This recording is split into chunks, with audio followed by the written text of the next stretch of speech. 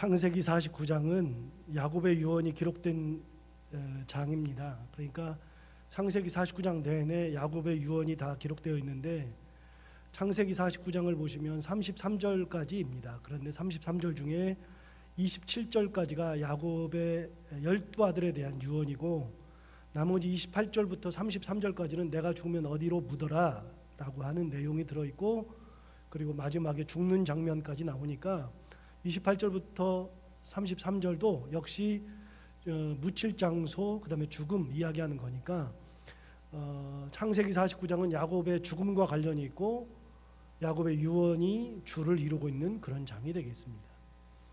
한 번쯤은 창세기 49장을 쭉 설교를 같이 나누면서 은혜를 나눠야 되겠다라고 생각하고 이런저런 준비를 하고 있었는데 가장 풀리지 않는 숙제가 오늘 본문입니다. 사실은 저도 오늘 본문을 다 준비해 놓고서도 정말 이게 잘 안 풀린다라고 하는 생각을 할 정도로 풀리지 않는 그런 내용이 오늘 본문에 있는 내용이죠.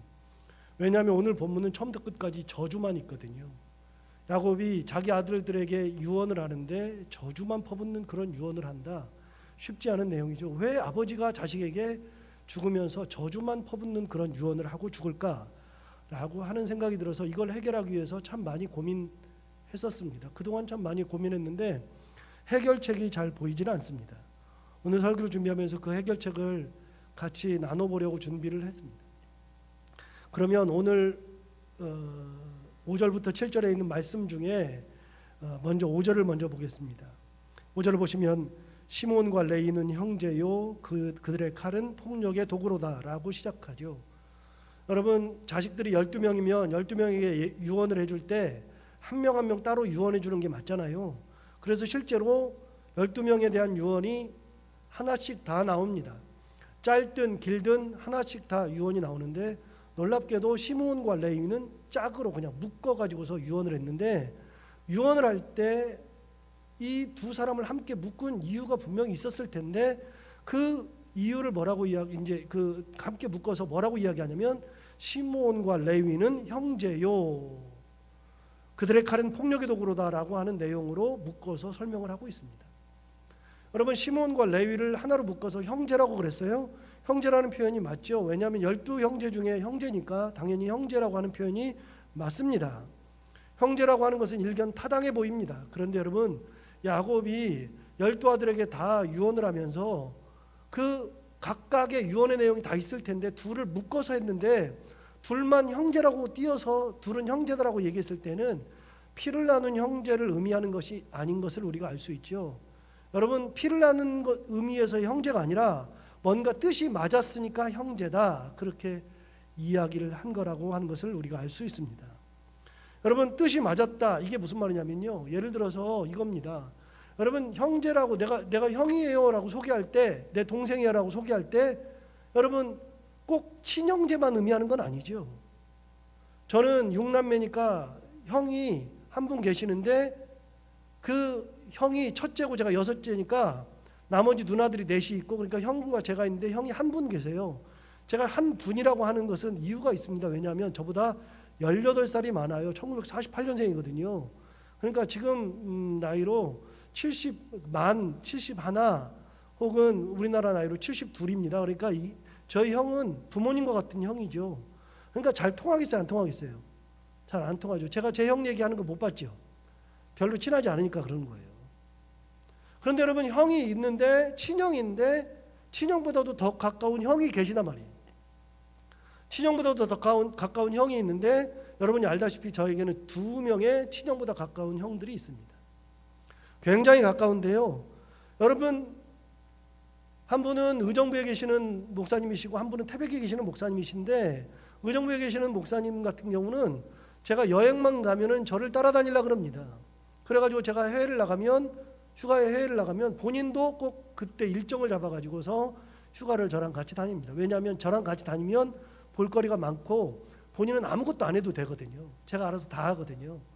그러니까 본인은 따라만 다니면 돼요. 그러면서 그분의 성격은 긁는 거를 좋아해요. 가가지고서 본인이 아무것도 안 하고 따라왔으면 어디를 가면 야, 여기 왜 왔냐? 그럼 제가 여기 와서 볼 거 많아. 그러면 볼 거 하나도 없구만, 이런 식이에요. 그럼 여러분 제가 준비한 제가 기분이 나빠요, 안 나빠요? 굉장히 나쁘죠. 그러면 제가 그래요. 그럼 앞으로 형이 준비해. 그러면 네가 있는데 왜 준비해? 이렇게 얘기를 해요. 그러니까 굉장히 사람을 긁어요. 긁는데 같이 다녀요. 그러니까 2주를 다니면 반드시 3일 지나면 싸웁니다. 그리고 나머지 열흘 동안을 싸우면서 다닙니다. 엄청 싸웁니다. 어느 날은요 하루 종일 말을 안 하는 경우도 있습니다. 같이 다니면서 말을 안 하고, 그런데 형은 성격이 좋아가지고 그날 저녁에 야 뭐 먹으러 가자 그러면 내 대퇴꾸도 하고 싫거든요. 뭐 먹으러 가자 그러면 가만히 있어요. 삐졌냐? 이런 식으로 나와요. 정말 그런 분들 들으면 또 화가 나죠. 우리는 화가 나면요 3일은 지나야 풀리는 성격이거든요. 근데 그 형은 바로바로 푸는 성격이에요. 그러니까 잘 안 맞아요. 안 맞는데 형이에요. 근데 진짜 피를 나는 형처럼 친해요. 한 7년 전에 형이 갑자기 쓰러져가지고 병원에 입원했을 때 전화가 왔어요. 병원에 입원했다고. 무슨 일이냐 그랬더니 중환자실에서 막 올라왔대요. 무슨 일이냐 그랬더니 주일인데 주일 새벽에 갑자기 가슴이 아파가지고 막 통증이 있어가지고 너무 힘들다가 주일이니까 설교를 하러 가야 되는데 식은땀 나고 죽게 생겼으니까 어쩔 수 없이 119를 불러서 갔더니 심근경색이 온 거예요. 죽기 바로 직전까지 갔는데 사는 거예요. 그 얘기를 듣고서 제가 갔더니요 거의 죽을 직전에서 살아 돌아왔어요. 근데 제가 그 얘기를 듣고 나서 야, 형 곧 있으면 죽게 생겼는데 그 생각이 드니까 무슨 생각이 드냐면 아이고 형수님이랑 애들 어떡하지? 내가 이제 얘네들의 아빠네, 형 죽으면 이제 아빠네, 그런 생각까지 들 정도로 형이에요. 참 잘 맞죠? 굉장히 잘 맞아요. 제가 어려움이 있으면 잘 도와요. 저도 어려움이 있으면 잘 도와요. 그러니까 굉장히 형제처럼 지내게 되죠. 그런 거를 피를 나누지 않은 형제라고 얘기하잖아요. 여러분 지금 야곱이 시므온과 레이에게 너희들은 형제라고 했을 때는 친형제를 의미하는 게 아니라 피를 나누는 형제처럼 죽이 잘 맞아가지고 둘이 짝짝꿍이 돼가지고 뭔가를 잘했다 그 얘기거든요. 그러니까 굉장히 이 말 속에는 뭐가 들어있냐면 비아냥이 들어가 있어요. 나중에 저주를 퍼부으니까요. 5절을 다시 한번 볼까요? 5절을 보시면 이렇게 얘기했어요. 시므온과 레이는 형제요 그들의 칼은 폭력의 도구로다. 여러분 그들의 칼이 폭력의 도구라 그랬으니까 야곱은 평생 동안 잊지 못하는 한 가지 사건을 기억하고 있는데 그 사건이 뭐냐? 폭력이 일어났던, 칼을 들었던 그 사건을 기억하고 있는 거예요. 여러분 49장이 죽음 앞에 있을 때 기억하는 내용이 뭐냐면 창세기 34장인데요.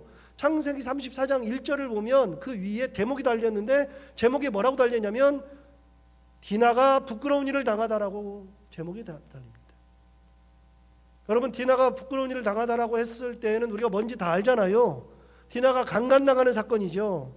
여러분 야곱의 딸 디나가 굉장히 예뻤던 모양이에요. 근데 그 당시에 야곱 가족이 어디 살았냐면 세겜에 살았는데 세겜에 하몰이라는 사람이 있고 히위 족속 중에 하몰이라는 사람이 있고 하몰의 아들이 이름이 놀랍게도 추장인데 세겜 지역의 추장인데 이름이 세겜이에요. 세겜에 사는데 세겜이에요. 그 세겜이 디나를 보니까 너무 예쁘거든요. 예쁘니까 감당을 못해가지고 강간을 해버렸어요.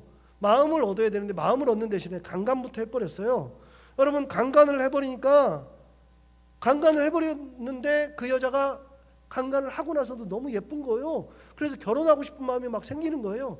그 소식을 야곱이 들으니까 비분관계해지죠. 내 딸이 강간을 당했으니까요.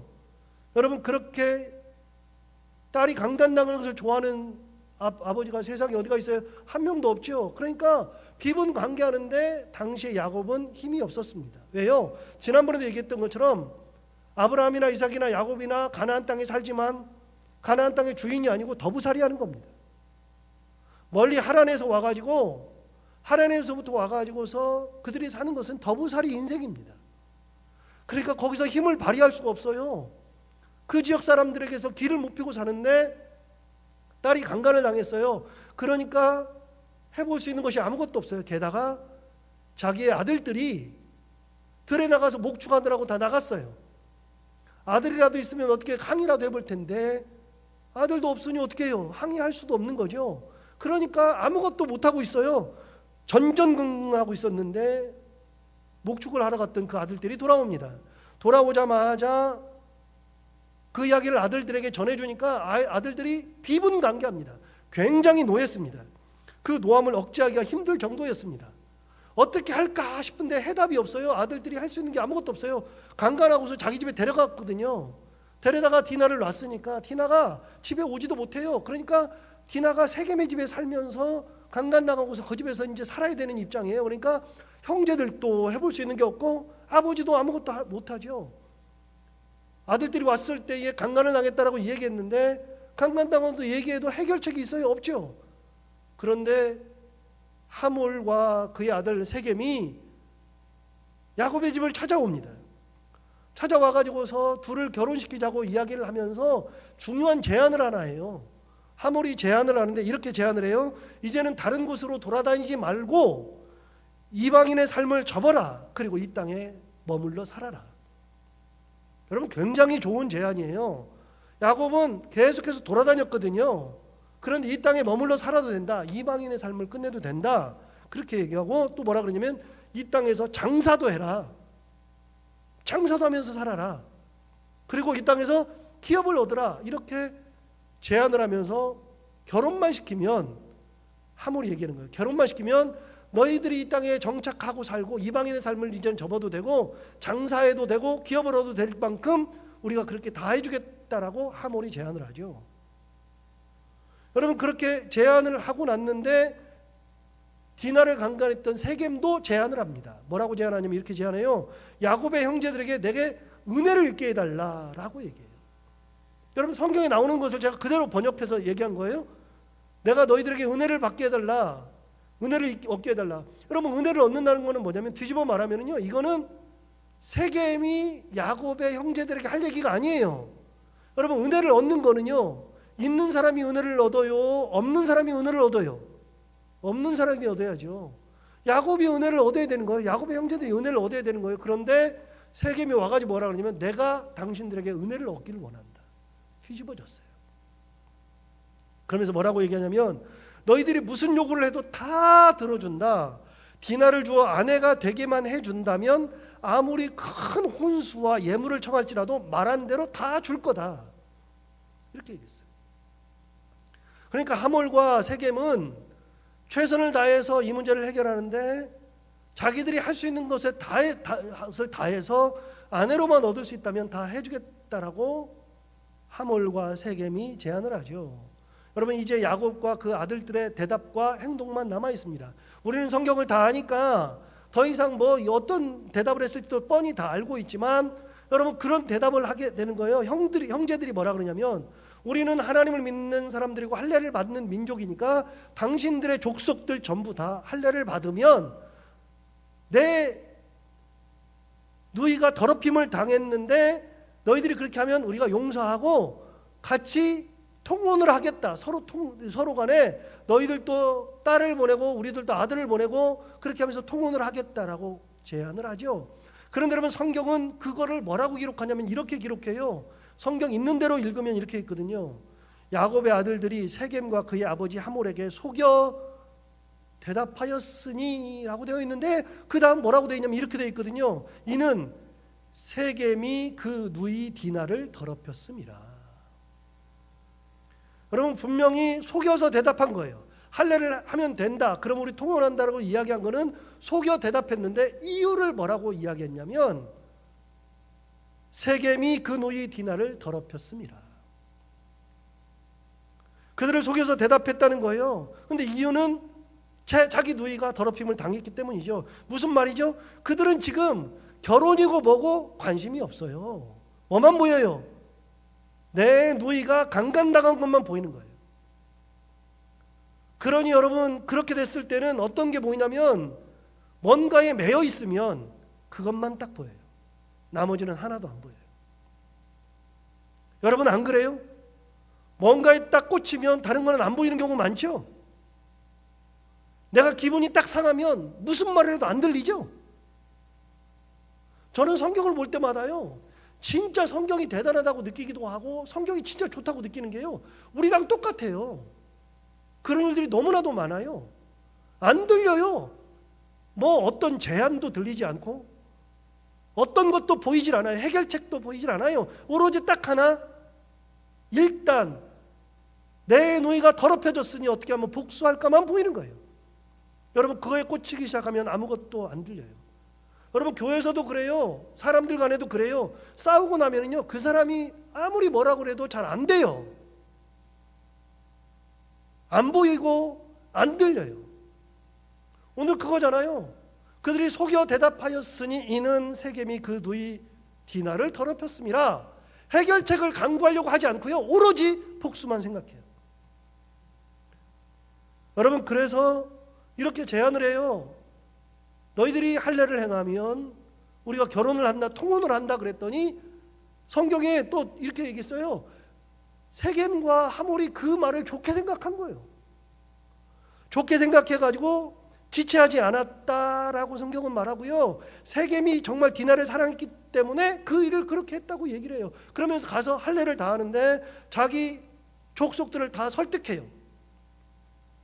자기 족속을 다 설득해가지고 우리 그렇게 하자 그래가지고 다 할례를 받았는데 사흘째 되는 날 되었을 때에 사흘이 되었을 때에 그들이 아픔이 극에 달했을 때 더 이상은 움직일 수 없을 그때에 시므온과 레이가 칼을 들고 가서 그 족속을 다 죽여버린 사건이 나왔어요.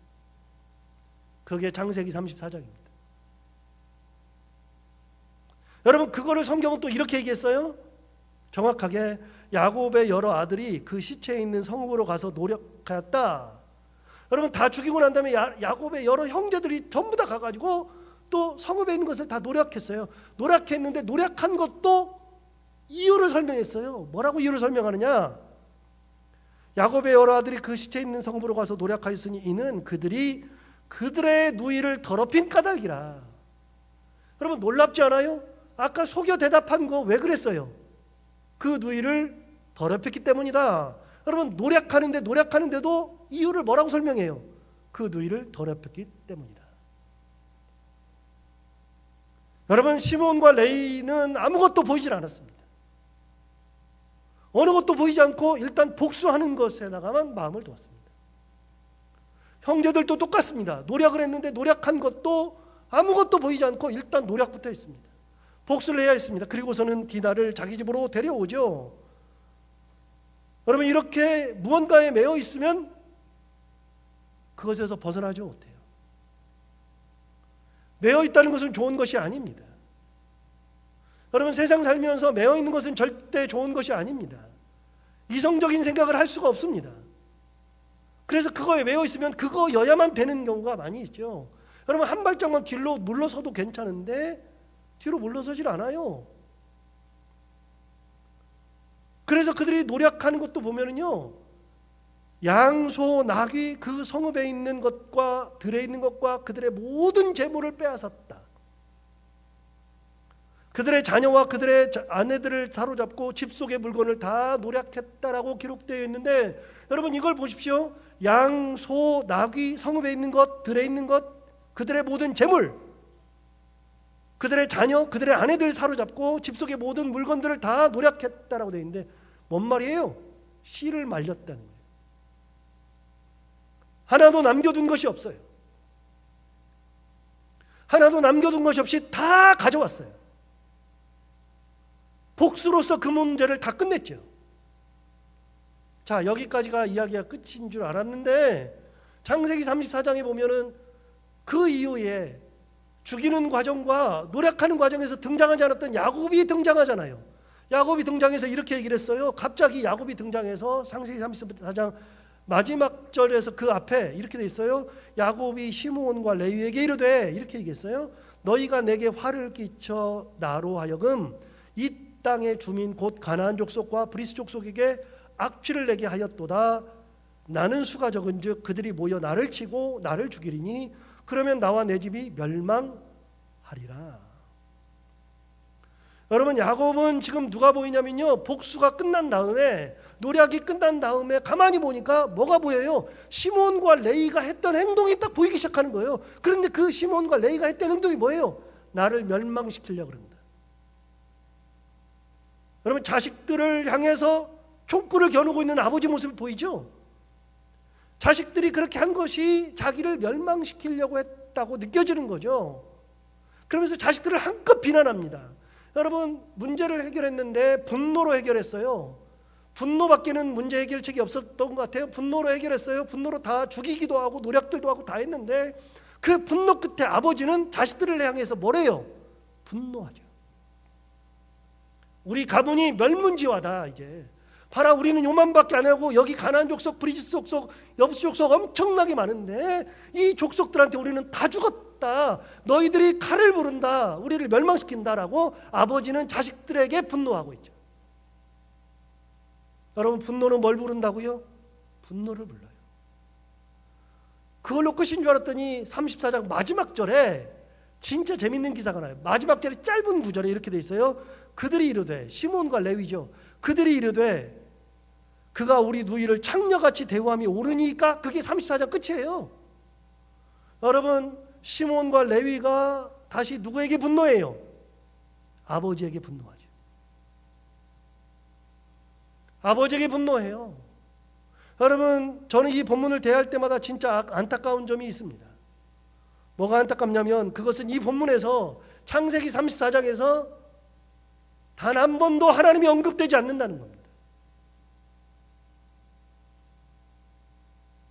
디나가 강간을 당했을 때에 자식들이 멀리 목축을 하러 나갔을 때 야곱이 그 사건을 듣고 그 이야기를 듣고 나서 비분 관계하고 복수해야 되겠다, 어떡할까라고 하는 것을 생각하기 전에 야곱은 뭐부터 했어야 되냐면 하나님 앞에 먼저 나가서 하나님 이게 무슨 일이에요? 라고부터 따지든지 하나님 앞에 내어놓고 하나님의 은혜를 구하고 하나님 어떻게 해결해야 돼요? 어떻게 해야 돼요? 물어야 되는 과정이 야곱에게 없습니다. 여러분, 사람들은 뭐에 빠르냐면요, 해결하는 데 빠르나요. 일단 해결부터 하려고 그러는데 여러분, 항상 성경은 이야기하는데 해결하는 데 빠르지 말고요, 항상 뭐부터 하라고요? 뒤로 물러서서 하나님 앞에 묻기부터 하라고요. 하나님 어떻게 해야 돼요? 라고 한마디라도 물어봐야 되잖아요. 히스기야가 왜 대단해요? 히스기야는 어려운 일을 당했을 때, 아수르가 쳐들어왔을 때, 아수르의 느부갓네살 왕이 와서 능욕했을 때, 편지를 보냈을 때 그 편지를 가지고 뭐 했어요? 비번 관계한 게 아니라 하나님의 전에 쫓아 들어가서 하나님 앞에 편지를 딱 펴놓고 하나님 이 편지부터 보세요라고 얘기했잖아요. 왜 위대해요? 여러분, 어려운 일을 당하면 그 어려운 일을 당했을 때 해결하는데 뭘로 해결하는 거냐면 혈기로 해결하는 것이 아니라 하나님 앞에 기도하는 것으로 해결해야 되는 거예요. 야곱에게서 하나님이 보이질 않아요. 두 번째, 아이들이 돌아왔어요. 아이들이 돌아왔는데 그 문제를 고지고대로 이야기하는 것보다도 아버지라 그러면 이렇게 얘기해야 돼요. 아버지라 그러면 하나님 앞에 묻고, 신앙이라면 하나님 앞에 묻고 하나님의 은혜를 가지고 내가 이 문제를 가지고 하나님 앞에 오랫동안 기도했다. 너희들이 올 때까지 매일매일 내가 금식하며 기도했는데 하나님이 내게 이런 지혜를 주시더라. 아버지가 받은 하나님의 말씀은 이렇다라고 얘기를 해야 되는데 하나님에 대한 얘기는 하나도 없이 디나가 강간당한 사건만 얘기하니까 아이들을 통제할 수가 없어요. 여러분, 기독교인 부모들은요, 예수 믿는 부모들은요, 자식들을 설득하고 자식들의 앞길을 인도할 때 뭘로 설득하고 뭘로 인도하냐면 하나님의 말씀으로 설득하고 말씀으로 인도하는 거예요. 경험으로 인도하는 것이 아니고요, 하나님의 은혜로 인도하는 거예요. 자식들을 인도할 때는 은혜로, 말씀으로. 여러분, 그런 게 너무 없어요. 34장에 진짜 괴롭고 안타까운 게 뭐냐면요, 어려운 일이 있으면 해결부터 하려고 그래. 분노가 나면 분노부터 내질르려고 그러는데 여기에서 한 발짝만 뒤로 나갔으면 어땠을까? 왜 하나님이 보이지 않을까? 이런 어려움 속에서 왜 하나님이 보이지 않을까? 여러분, 자식들이 혹시 아버지가 그렇다 할지라도 아버지가 그 말을 했을 때 그 자식 중에 누구라도 나서서 우리 다 같이, 우리 가족들 전부 다 하나님 앞에 금식하면서 기도하고 하나님 앞에 묻고 어떻게 할지를 정해보자라고 하는 자식들이 하나도 없어요. 이 가정을 보면 뭐가 느껴지냐면 콩가루 집안이에요. 콩가루 집안.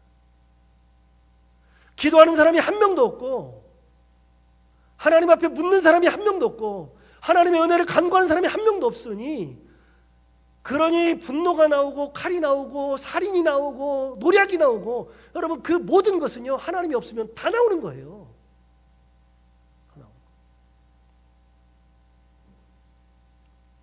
내 분노를 내가 막 지내는 게 아니라, 어려움을 내가 막 해결하는 것이 아니라, 어려움이 있을 때마다 예수 제대로 믿는 사람이라 그러면, 신앙을 제대로 가진 사람이라 그러면 어려움이 있을 때마다 하나님 앞에 목숨 걸고 기도할 때까지라도, 죽을 때까지라도 기도하고서 해야 될 때는 진짜 목숨을 걸고서라도 기도해야 되는 거예요. 여러분, 진짜 목숨 걸고 기도해야 될 때가 있으면 목숨을 거는 거예요. 저는 신앙이 좀 강한 편이어서 그런지 몰라도요, 항상 무슨 생각하냐면요, 그 에스더 신앙이 그렇게 좋아요. 죽으면 죽으리다가 그렇게 좋아요. 여러분, 죽으면 죽는 거죠. 그래서 저는 항상 거기서 죽으면 죽으리다 하나를 더 가지고 있어요. 저는 제 마음속에는 항상 더 있어요. 죽기밖에 더 하냐? 여러분, 죽기밖에 더 해요? 죽으면 하나님 앞에 가잖아요. 여러분, 어려운 일이 있고 해결해야 될 문제가 있고 하나님 앞에 진짜 목숨 걸고 기도해야 될 일이 있으면 진짜 목숨을 내놓고 기도해야 되는 거예요. 해결부터 하려고 하면 안 돼요. 그러니 형제들도 단 한 명도 하나님 앞에 해결책을 간구한 사람이 없잖아요. 그러니 뭐가 나와요? 속여 대답한다. 그런데 뭐만 보여요? 내 누이가 강간당한 사건, 더럽혀진 사건만 보이는 거예요. 아무것도 보이질 않아. 참, 은혜가 없으면요, 보이는 게 없어요. 하나님의 간섭이 없으면요, 하나님께서 붙들어 주시는 게 없으면 인간적 혈기밖에는 나오는 게 없는 거예요. 자, 그렇게 해서 다 죽였어요. 다 죽이고 노략질 다 끝났어요. 야곱이 보니까 정신을 딱 차려보니까 큰일 났네. 우리 다 죽게 생겼네. 그랬을 때 여러분, 한 가지 더 하면 되잖아요. 아버지가 아들들한테 놓고, 야, 너희들이 나를 다 죽인다라고 얘기하는 게 아니라, 아이들한테 진짜 저 같으면 애들한테 무릎이라도 꿇고, 아버지가 진짜 잘못했다. 아버지가 신앙으로 살지 않았더니 이렇게 됐구나. 그러면서 아이들 앞에서 울 것 같아. 하나님 앞에서 울 것 같아요. 내가 진짜 잘못했다. 내가 하나님 앞에 말씀을 듣지 않았다. 기도하지 않았다. 그러니 이런 일이 벌어진다. 우리 가정의 모든 문제, 우리 가정이 가지고 있는 이 멸문지화가 될 만한 이 상황은 내가 만든 거다라고 왜 얘기 못할까요? 누구한테 분노를 해요? 자식들한테. 자식들도 당연한 거죠. 아버지가 그렇게 하는데 자식들이 온전한 말 하겠어요? 안 돼요. 그러니까 여러분, 창세기 34장에서는요, 처음부터 끝까지 하나님이라는 용어가 한 번도 없어. 하나님을 찾지도 않았어. 하나님의 은혜가 있질 않아요. 그런데 여러분, 놀랍게도 이제 멸문지화를 당하게 생겼는데, 진짜 놀랍게도요, 35장 1절에 하나님이 야곱에게 이르시되로 시작하는 거예요. 여러분, 하나님이 야곱에게 이르신다. 그 말은 뭐냐면 하나님께서 갑자기 야곱을 찾아오는 거예요. 야곱을 찾아오셔서 말씀을 하시는 거예요. 여러분, 창세기 35장 1절은 이렇게 시작해요. 하나님이 야곱에게 이르시되 일어나 베델로 올라가서 거기 거주하며 내가 내 형 에서의 낯을 피하여 도망하던 때에 내게 나타났던 하나님께 거기서 제단을 쌓으라 하신지라. 여러분, 하나님 뭐라 그랬어요? 하나님 뭐라 그러면 베델로 올라가래. 일어나서 베델로 올라가래. 베델로 올라가라는 거는 무슨 사건이에요? 창세기 28장 사건 아니에요? 창세기 28장에 옛날에 형 속이고서 갔을 때 베델에서 하나님 만났잖아요. 사닥다리 위에 계신 하나님. 그 하나님이 만나서 내가 너와 함께 할 거다. 내가 너에게 땅을 줄 거다. 자식을 줄 거다. 내가 너를 번성하게 만든다. 그렇게 했는데 그 하나님을 창세기 28장에서 만날 때 어떤 일이 있었어요? 목숨이 경각에 달렸잖아요. 죽게 생겼잖아요. 그런데 여러분, 하나님께서 나타나셔서 안 죽는다고 얘기한 거 아니에요? 그때 아무것도 없었어요. 호롤단신, 아무것도 없이 도망가던 그때 하나님께서 나타나셨는데, 하나님 무슨 얘기하세요? 일어나 베델로 올라가라. 그 말은 뭐예요? 야, 너 지금 너무 많이 가지고 있는데 많이 가지고 있는데 정말 중요한 게 없어. 옛날에 나를 만났던 신앙이 없어졌어. 하나님 뭐부터 말씀하세요? 신앙 회복부터 말씀하시잖아요. 신앙을 회복해야 된다. 그래서 베델로 올라가라는 거예요. 그래서 그 말을 듣자마자 자식들한테, 야, 하나님께서 나에게 나타나셨는데 옛날에 베델에서 하나님이 나를 만나 주셨다. 옛날에. 그런데 그 하나님이 베델로 다시 올라가란다. 그러니 베델로 올라가자. 너희들이 있는 거 다 가져와 봐라. 그랬더니, 그런데 놀랍게도 그때서 내가 하나님 믿고 살았다. 그때서야 여러분, 해결책은 하나님을 만나는 게 해결책이야. 해결책은 하나님께서 임재하셔야 해결책이 나오는 거예요. 멸문지화 안 당한다니까요. 하나님께서 은혜 주시면 멸문지화를 당할 리가 없다니까요. 그렇게 해서 하나님께서 말씀하셨을 때, 진짜 그렇구나, 내가 하나님 잊었구나, 하나님이 베델을 기억하고 계시는구나. 벌써 30년 지났는데 하나님은 30년 전의 일을 기억하고 계시는구나. 여러분, 하나님은 30년 지나도 기억하고 계세요. 너 아무것도 없이 도망갈 때 내가 너를 붙들었잖아, 내가 너 인도했잖아 라고 하는 것을 기억했어요. 하나님은 다시 베델로 올라가. 지금은 재산 아무리 많아도, 재산 많아도 다 죽게 생겼지, 다시 너를 구할 것은 베델밖에 없어. 그래서 베델로 올라가래가지고 베델로 올라가자고 자식들한테 너희들 있는 거 다 가져와라 그랬더니 그들이 가져오는데, 여러분, 그들이 가져올 때 자기의 이방 신상들을 버려라, 정결하게 하라, 의복을 바꾸어 입어라 그랬더니 자식들이 자기 있는 것들을 가져왔는데 뭘 가져오냐면 놀랍게도 이방 신상들을 가져왔어요. 금국교를 가져오고. 자기도 모르는 사이에 자기 자식들이 뭘 섬기고 있어요? 이방신 섬기고 있잖아. 성경에 이방신을 섬기고 있었다는 얘기가 안 나오는데 그들이 베델로 올라가려고 있는 것들 중에서 너희들 가져와라 그랬더니 이방신들을 엄청나게 가져왔어. 꺼내놓고 보니까, 이방신들을 꺼내놓고 보니까 하나님이 안 계시잖아. 여러분, 디나가 왜 강간 나갈까요? 예쁘니까 그렇죠. 그런데 신앙적으로 해석하면요, 하나님의 은혜가 없으니까 강간 나갈 거예요. 그 집안이 온통 하나님을 잊어버리고 이방신들을 섬기고 있으니까 그런 일들이 생기는 거 아니에요? 이건 신앙적 해석이에요. 이방신들을 다 묻어놓고 성경에서 이렇게 얘기했어요. 그 35장 5절인가 4절인가에 보면 이렇게 돼 있어요. 그들이 떠났으나, 여러분 드디어 베델로 떠나요. 떠나면 뭐 가나안 족속, 뭐 브리스 족속이 와가지고 다 죽이게 생겼는데 성경은 이렇게 얘기했어요. 그들이 떠났으나 하나님이 그 사면 고을들로 크게 두려워하게 하셨으므로 야곱의 아들들을 추격하는 자가 없었더라. 여러분, 다 죽게 생겼어요? 아무도 안 쫓아갔어요. 왜 안 쫓아갔어요? 하나님이 그 나머지 민족들에게 야곱을 무섭게 만들었어. 그 사람들 야곱만 생각하면 무서워 죽겠어. 야, 야곱이 그 족속을 다 씨를 말렸어. 우리 갔다가 죽게 생겼네. 여러분, 무서워하는 마음만 하나님이 주셔도 해결하시는 거예요. 우리 다 죽게 생겼다고요? 안 죽는다니까요. 해결책은 어디에 있느냐? 하나님의 은혜가 해결책이에요. 하나님 앞에 갈 때. 근데 그게 해결이 안 됐어. 저는 그래서 창세기 34장과 35장을 묶어서 항상 보거든요. 그래서 여러분, 베델로 올라가 가지고서 베델에서 거기서 뭘 하느냐? 제사를 드려요. 제사를 드리고 이름을 뭘로 바꿨느냐? 엘 베델로 바꿨잖아요. 엘 베델이라 불렀더라. 여러분, 엘 베델이 뭐예요? 베델이라고 하는 것 자체도 옛날에 하나님을 만났을 때 원래 루스였는데 루스를 갖다가 베델로 바꿨으니까 뭐예요? 여기 하나님이 집이 있네. 그래서 벳엘, 벳은 집이고 엘은 하나님이니까 여기가 하나님이 집이네 그랬는데 나중에 30년 지나가지고 베델에 가가지고서 제사를 드린 다음에 이름을 또 바꿨어. 뭐라고 바꿨어요? 엘 베델. 여러분, 엘은 뭐라고요? 하나님이라고요. 근데 베델이 하나님이잖아요. 하나님의 집이죠. 근데 베델의 집에 계시는 하나님, 베델에 계시는 하나님을 또 만났어요. 앞과 뒤가 다 하나님이야. 해결되고 나니까 하나님밖에 없는 거예요.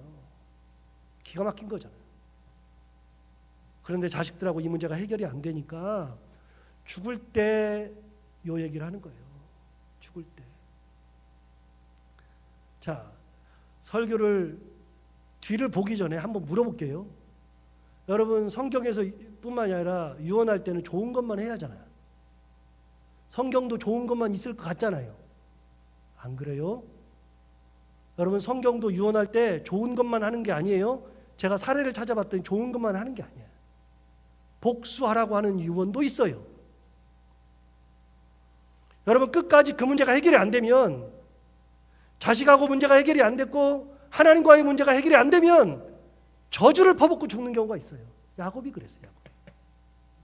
야곱은요, 보면 참 우리랑 똑같아서 좋긴 한데 매력이 별로 없는 사람이에요. 5절 다시 봐요. 5절 보시면 이렇게 얘기했어요. 시므온과 레위는 형제요 그들의 칼은 뭔 도구요? 폭력의 도구로다 그랬어요. 6절 계속 볼까요? 내 호나 그들의 모의에 상관하지 말지어다. 내 영광아 그들의 집회에 참여하지 말지어다. 그들이 그들의 분노대로 사람을 죽이고 그들의 혈기대로 소의 발목 힘줄을 끊었음이로다. 죽을 때가 되어서도 그때 사건을 못 잊고 있어요. 야곱이 그들이 분노, 혈기 이렇게 다 썼잖아요. 6절 보세요. 재밌는 표현이 많아요. 내 호나 그들의 모의에 상관하지 말지어다. 내 영혼아 그들의 집회에 참여하지 말지어다. 그들이 그들의 분노대로 사람을 죽이고 그들의 혈기대로 소의 발목 힘줄을 끊었음이로다. 이 모든 사건은 누가 다 했다? 그들이 했다. 시몬과 레위가 했다. 한 가지 안타까운 점은 자기에 대한 것은 없잖아요. 볼 때마다 안타까워 죽겠어요. 사실은 제가 볼 때는 야곱의 잘못이 더 큰데. 자, 7절 볼까요? 그 노여움이 혹독하니 저주를 받을 것이요. 여러분 볼펜 가지고 오셨으면 뭐 보세요. 동그라미를 쳐보세요. 그 노여움에다 동그라미 해보세요. 노여움이 혹독하니 저주를 받는다. 그래서 저주에다가 동그라미하고 노여움부터 저주까지 화살표를 이렇게 해보세요. 노여움이 뭐가 돼요? 저주가 되는 거예요. 두 번째, 분기에다 동그라미를 하고 분기가 맹렬하니 저주를 받을 것이라. 분기에다 동그라미를 하고 저주에다 동그라미를 한 다음에 분기에서 저주로 화살표를 내보세요. 분기 내고 저주 받는 거예요. 이게 얼마나 무서운지 보세요. 그 노여움이 혹독하니 저주를 받을 것이요 분기가 맹렬하니 저주를 받을 것이라. 내가 그들을 야곱 중에서 나누며 이스라엘 중에서 흩트리로다. 마지막에는 저주를 퍼붓고 죽습니다. 자식들한테. 참 있어서는 안 되는 얘기지만 이런 얘기가 성경에 있습니다. 진짜 사람 얘기입니다. 사람 얘기. 신앙적으로 해결이 안 되면, 하나님 앞에서 해결이 안 되면 이렇게 가는 거예요. 근데 야곱의 성격이 그래요. 여러분 앞에 3절 4절 한번 읽어볼까요?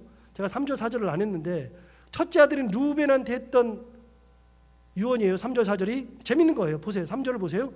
루벤아 너는 내 장자요 내 능력이요 내 기력의 시작이라. 그렇잖아요. 장자니까 내 장자요 내 능력이요 내 기력의 시작이라. 위풍이 월등하고 권능이 탁월하다마는 그랬잖아요. 너 위풍당당하다 권능이 탁월하다. 그런데 4절을 보세요. 물의 끓음 같았은즉 너는 탁월하지 못하리니 내가 아버지의 침상에 올라 더럽혔음이로다. 그가 내 침상에 올랐었도다. 이게 뭔 말이요? 창세기 35장에 보면요 22절에 딱 한 절 나와 있어. 25절에 이렇게 돼 있어요. 이스라엘이 그 땅에 거주할 때 루벤이 가서 그 아버지의 첫 빌하와 동침함에 이스라엘 일을 들었더라. 이거 딱 한 절 나와 있어요. 그러니까 여러분 루벤은 못된 놈이어가지고 아버지의 첩인 비라의 방에 들어가가지고 비라를 통과해버렸어. 그걸 아버지는 평생 기억해. 그걸 해결하지 못했어요. 죽을 때까지 해결하지 못하니까 죽을 때 큰아들한테도 저주를 퍼붓고 죽어요. 여러분 분노는 저주를 낳는 거예요. 우리 모든 문제의 해결은, 이 문제의 모든 발단은 뭐냐면 하나님이 없는 데서부터 시작하는 거예요. 하나님이 있으면 분노를 저지르지 않고 하나님의 은혜로 해결할 수 있었어요. 기도하는 데에 나가면 기도로 해결할 수 있었어요. 하나님의 은혜를 먼저 간구했으면 그 은혜의 간구로서 해결할 수 있어요. 그것이 해결이 안 되니까, 하나님의 은혜가 없으니까, 기도로 해결을 안 하니까 뭘로만 해결하래요? 분노로 다 해결하죠. 저주로 끝이 나는 거예요. 저주로. 여러분 우리가 평생 살면서 어떤 문제를 당하든지 어떤 문제가 있든지 진짜 죽어서 막 죽을 때까지 기도해야 된다 그러면 진짜 목숨 걸고서 기도해서라도 하나님의 은혜대로 살아가는 우리 모두가 다 되기를 바랍니다. 아니면 안 돼요. 하나님의 은혜여야 돼. 목사의 결론, 제가 지금까지 신앙생활을 하면서 결론이 뭐냐? 은혜가 아니면 안 돼요. 하나님 아니면 안 돼요. 하나님이 계시면 분노가 사그라들어요. 여러분 기도하고 나면 어떻게 돼요? 분노가 사그라들어요. 기도하고 나면 어떻게 돼요? 한 발짝 물러서요. 하나님의 은혜를 간구하면. 여러분 어떤 일을 당해도 이렇게 분노로 그치고 저주로 그치는 인생이 아니라 하나님의 은혜 가운데 살아가는 우리들 모두가 다 되기를 바랍니다. 기도하겠습니다. 하나님 아버지, 진짜 가슴 아픈 내용입니다. 설교를 하려고 옛날부터 생각했는데 진짜 어려운 내용이기만 합니다. 그럼에도 불구하고 야곱이 왜 이렇게 했을까 고민했는데 하나님 아버지 결론은 하나님의 은혜가 없기 때문입니다. 하나님 아버지 우리가 어떤 문제를 해결할 때 혹은 어떤 어려움을 당해서라도 그걸 해결할 때에는 먼저 하나님 앞에 무릎 꿇게 하여 주옵시고 은혜를 간구하며 살게 하여 주옵시고 하나님의 권능을 힘입어서 살아갈 수 있는 저희들 모두가 다 되게 하여 주옵소서. 예수님 이름으로 기도하옵나이다.